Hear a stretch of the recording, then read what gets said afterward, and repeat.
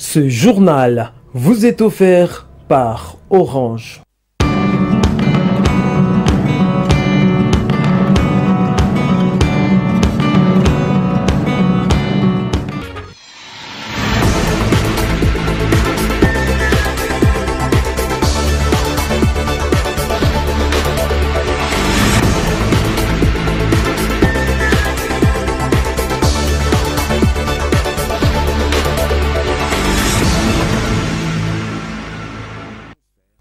C'est un réel plaisir de vous savoir nombreux, une fois de plus, scotchés sur les antennes de la radio ici que Télévision Grand Tanganyika. Mesdames et messieurs, bienvenue à cette nouvelle de vos nouvelles. La ville de Calémie enregistre régulièrement plusieurs cas de vols perpétrés par les bandits à main armée.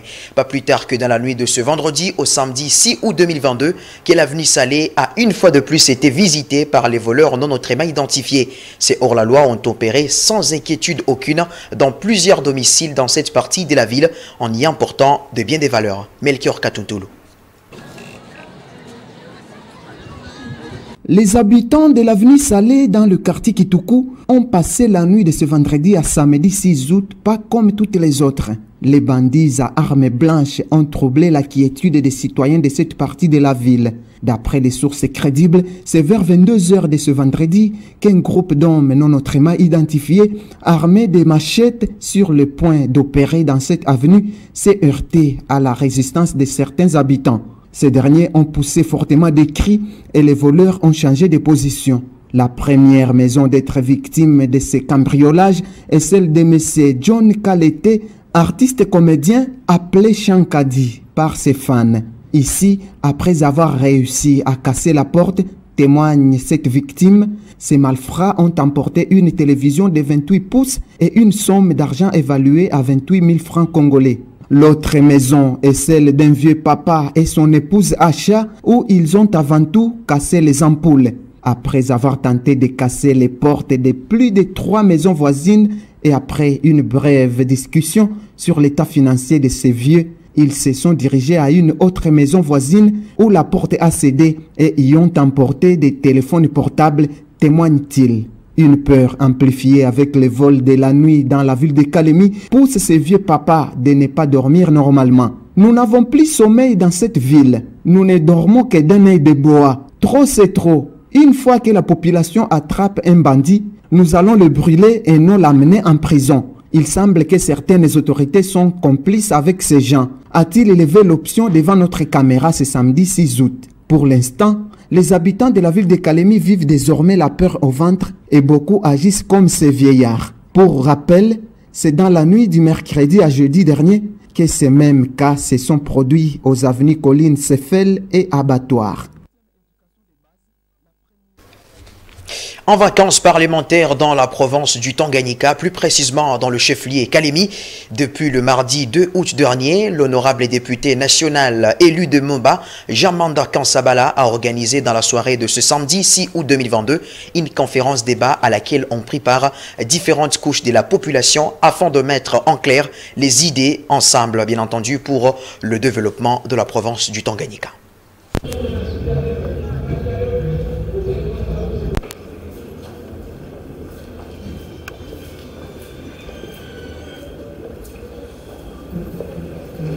L'honorable député national Jean-Manda Kansabala, élu de la circonscription de Moba, séjourne à Calémie, chef-lieu de la province du Tanganyika, depuis le mardi 2 août dernier, dans le cadre de vacances parlementaires. Profitant de son séjour à Calémie, ce natif de Moba a organisé dans la salle Raissa Paradise, pleine comme un œuf, une conférence débat à laquelle ont pris part toutes les couches de la population dans le but de faire un point sur le développement de la province du Tanganyika. Cette conférence débat avait comme thème les défis et perspectives pour le développement de la province du Tanganyika. Tout d'abord, Jean-Manda Kansabala est revenu sur le problème qui freine le développement de la province du Tanganyika, dont le problème de l'insécurité, l'instabilité des institutions provinciales, avant de proposer quelques pistes de solutions qui pourraient permettre à cette coquette province de reprendre sa lettre de noblesse. Ensuite, s'en est suivi la série des questions et réponses entre les participants et l'orateur du jour. Les impressions sont bonnes pour l'honorable Jean-Manda Kansabala juste après cette conférence. Ce qui m'a plu, c'est que la population de Calémie sait s'exprimer et s'est exprimée clairement. et on a échangé positivement par rapport à mon thème qui était défis et perspectives de développement de la province du Tanganyika, et là où nous avions relevé les défis et où nous avions donné les perspectives d'avenir pour le développement de la province du Tanganyika. Voilà, pour moi je sors avec une impression positive. Ce que vous devrez retenir, c'est que la province a des problèmes. Il y a des problèmes économiques, des problèmes sécuritaires, les problèmes politiques. En ce qui concerne les problèmes politiques, il y a l'instabilité due d'abord à la mutation politique. Vous savez que depuis les élections de 2018, nous avions élu un président sans lui accorder la majorité. À la population du Tanganyika, nous demandons la cohésion. Si nous sommes unis, et l'insécurité va s'arrêter. Si nous sommes unis, nous pouvons développer notre province. Si nous sommes unis, nous pouvons avoir même les principes, les fondamentaux de la province pour que chaque gouvernant qui arrive puisse savoir qu'il ne doit pas déroger à ça. Et quand il déroge, c'est toute la population qui va huer ces dirigeants-là, ce qui n'est pas une bonne chose. Durant cette rencontre, l'on note la présence de l'honorable Astrid et du coordonnateur adjoint chargé de la jeunesse et sensibilisation du parti Ensemble pour la République, Kabongo Boniface. Le vice-premier ministre, ministre de l'Intérieur, Daniel Asselo, avait, via un télégramme, ordonné la fermeture provisoire de l'Assemblée provinciale du Tanganyika des suites des échauffourées qui avaient été enregistrées entre le bureau Virginie Nkulunemba et le bureau Vincent Kibombo. Jusqu'à ces jours, cet organe délibérant n'est pas fréquenté. Quelles sont les conséquences cela pourrait avoir? Hussein Valentin, directeur de cabinet de l'honorable Vincent Kibombo, a répondu à cette question lors d'une interview exclusive accordée à votre chaîne. D'abord, je commence par condamner cette manière de faire, cette manière du gouvernement central à travers le ministère de l'Intérieur de continuer à s'ingérer dans les affaires des assemblées provinciales, notamment l'Assemblée provinciale de Tanganyika. Je condamne fermement parce que dans les attributions du ministre de l'Intérieur, il n'y a pas la gestion des assemblées. Ça doit être clair. Par rapport à ce message étant illégal, et je viens de le condamner, ce message porte beaucoup de confusion. Le fait d'interdire l'accès, de suspendre l'accès là-bas, c'est gêner le fonctionnement de l'Assemblée. Parce que l'institution Assemblée a pour rôle de légiférer. Et le deuxième rôle, c'est de contrôler le gouvernement et les services publics de l'État. Les conséquences sont multiples. Lorsque vous suspendez les activités au siège, mais je continue à croire que les députés restent députés avec leur mandat, ils continuent à travailler comme d'habitude et que pour l'instant, ils sont en vacances parlementaires, ils sont en train de recueillir les informations de leurs différentes bases. Mais lorsque on suspend l'accès au siège normal, ça perturbe le fonctionnement de ces deux institutions. Parce que l'institution Assemblée et l'institution gouvernement, ce sont les deux institutions qui travaillent, qui fonctionnent pour l'avancement de la province. Si aujourd'hui, le gouvernement a besoin de l'Assemblée et que le siège n'est pas accessible, que fera le bureau? Comment le bureau va se réunir pour répondre à la demande du gouvernement aujourd'hui? Parce que le bureau, il reste remplacer l'Assemblée plénière en vacances parlementaires, quitte au retour pendant la session et les bureaux puissent faire les rapports à la plénière et que les décisions qui ont été prises pendant les vacances parlementaires par les bureaux soient traitées pendant la session. Si par malheur le gouvernement a besoin de l'apport de l'Assemblée aujourd'hui, comment l'Assemblée va fonctionner alors que le siège n'est pas accessible? Voilà autant de conséquences parce que le gouvernement a besoin d'un certain nombre d'autorisations pour fonctionner. Il y a beaucoup de matières auxquelles il faut demander l'autorisation à l'Assemblée avant de les exécuter. Donc toutes ces matières-là, tous ces secteurs-là vont souffrir parce que le siège ne sera pas ouvert. L'insécurité dans l'axe Kalemi-Bendera reste un casse-tête pour les usagers de ces tronçons. Plusieurs cas de kidnapping, de vol, des tracasseries y sont enregistrés du jour au lendemain. Un autre cas d'insécurité, c'est celui qui a été signalé dans les après-midi de ce vendredi 5 août 2022. Plus de précisions avec cet activiste des droits de l'homme, joint au téléphone par votre chaîne, qui a répondu à nos différentes questions et qui nous a donné un peu plus de précisions depuis Bendera. Suivez.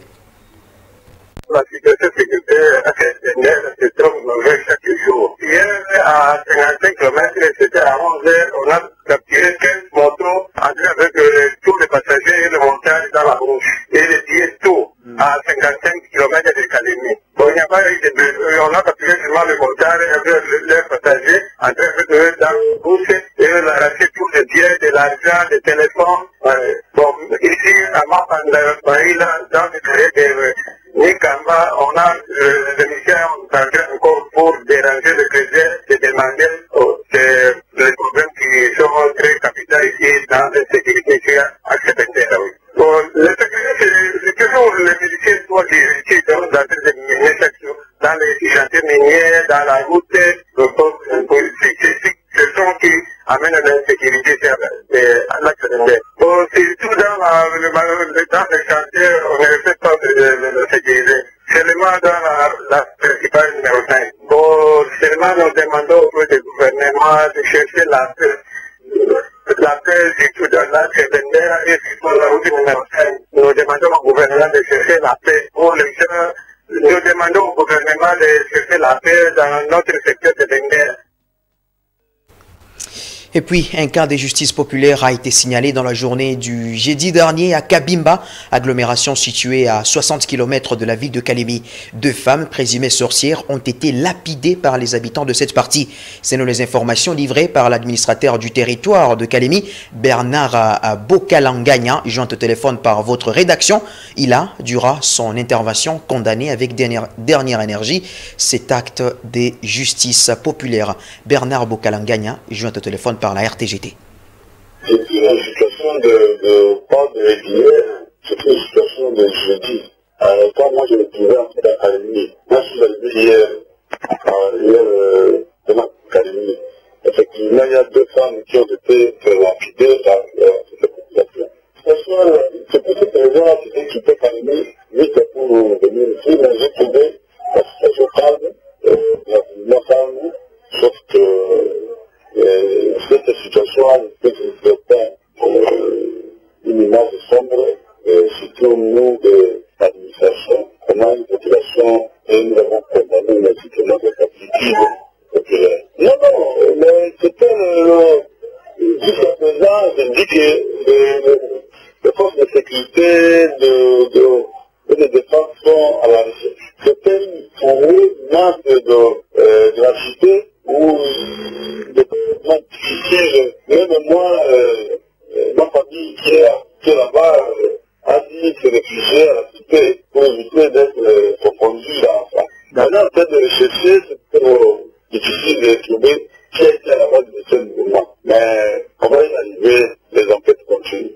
De jamais s'adonner à ce type de justice qu'on appelle la justice populaire.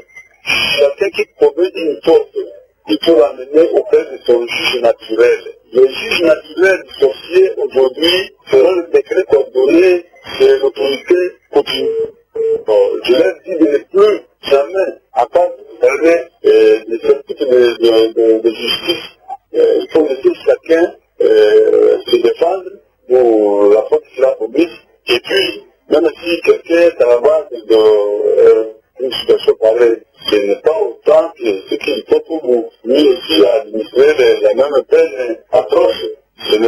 Parce que aujourd'hui, on est en train de combattre, c'est parce que ce n'est pas agréable. Le fait fait son travail. Et puis, on s'excuse pour la qualité de ce son. Une association de fidèles musulmans du Tanganyika dénommée Madina Munawara, créée pour assister les vulnérables dans différents villages, a organisé une rencontre spéciale ce vendredi 5 août 2022, ici à Kalemi, chef-lieu de la province du Tanganyika. D'après les organisateurs, l'objectif de cette rencontre était de présenter à Ali Binomari Simukindje, ancien vice-gouverneur de la province du Tanganyika, qui était leur invité des marques, les objectifs de la création de cette structure. C'est un reportage de Georges Degustener. Salam alaikum. L'ex-vice-gouverneur de la province du Tanganyika, Ali Bin Omar Issimo Kinje, a été invité ce vendredi 15 août 2022 par une association musulmane dénommée Madinat Mnawara, qui a pour objectif de promouvoir le développement des villages en initiant des activités génératrices de revenus afin de lutter contre la pauvreté et le chômage, tel que défini par l'article 3e de leur statut. C'est dire mener les enquêtes, faire des études et proposer des solutions aux problèmes rencontrés par différentes familles et porter assistance aux personnes vulnérables. La création des orphelinats fait partie également parmi les objectifs assignés des Madinat Mnawara. Après l'exposé et la présentation de leur association, l'honorable Ali Bin Omar Issimo Kinje a promis de les accompagner et de les soutenir. C'est par cette note des revues de presse que nous bouclons complètement cette édition de journal. Merci à vous de l'avoir suivi. Merci également à la technique qui a été prise par Annick Moment. D'ici là, portez-vous bien. Bon week-end. La programmation reste en continu sur les antennes de la radio ainsi que télévision Grand Tanganyika. À plus.